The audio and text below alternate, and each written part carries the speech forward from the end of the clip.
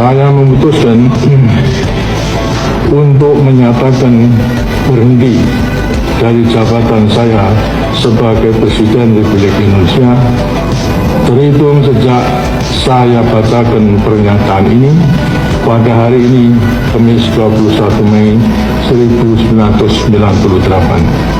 Saya akan melaksanakan kewajiban konstitusional saya, ialah mengucapkan sumpah sesuai dengan agama yang saya anut sebagai berikut. Reformasi adalah sebuah era perubahan fundamental di Indonesia yang secara resmi dimulai pada tahun 1998. Gerakan ini muncul sebagai reaksi terhadap krisis multidimensi yang melanda negara, mencakup krisis ekonomi, politik, dan hukum, setelah lebih dari 3 dekade pemerintahan Orde Baru di bawah Presiden Soeharto. Latar belakang utamanya adalah krisis moneter Asia yang dimulai sejak tahun 1997, yang secara cepat memperlihatkan kelemahan fundamental ekonomi Indonesia, diperparah oleh praktik korupsi, kolusi, dan nepotisme (KKN) yang merajalela.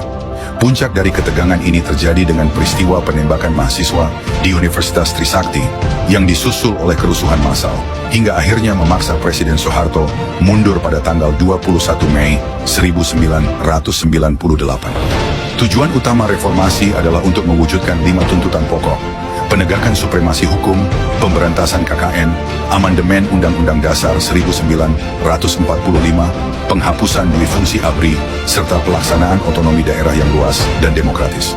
Reformasi memiliki kaitan yang sangat erat dengan perkembangan Pancasila, khususnya dalam konteks pemurnian nilai-nilai ideologi negara.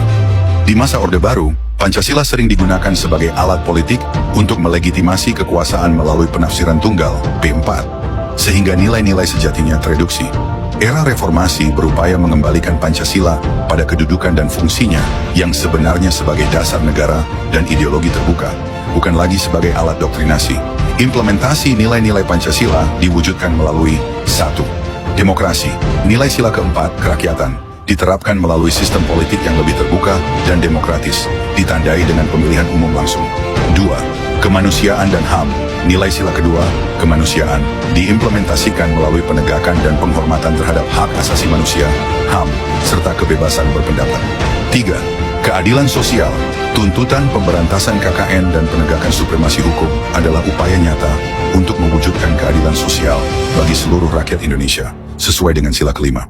Dengan demikian, reformasi adalah gerakan untuk mengoreksi penyimpangan Orde Baru dan memastikan Pancasila diamalkan secara murni dan konsekuen dalam sebuah tatanan kehidupan berbangsa dan bernegara yang lebih demokratis.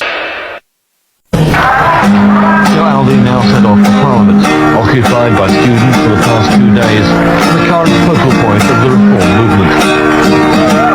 Here he found an extraordinary scene. Student groups from all over the country were arriving by the busload. The organisers claimed there were representatives from 250 colleges and universities among the tens of thousands that attended the complex. There were protesters everywhere, high up on the parliamentary office block and on the very top of the parliamentary building itself.